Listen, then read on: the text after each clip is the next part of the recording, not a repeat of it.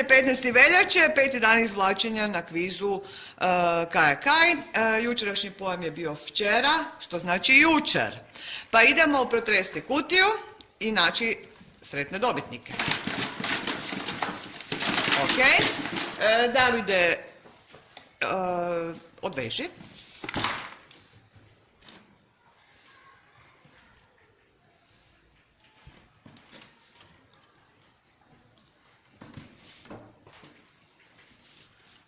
Odlično, promiješaj.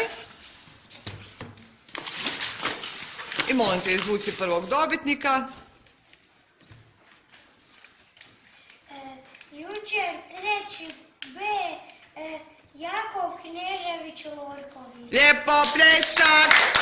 Taj dečko nam je već ovaj tjedan dobio nagradu, znači ovo je već drugi puta, super. Arnijela, idemo naći dobitnika iz viših razreda.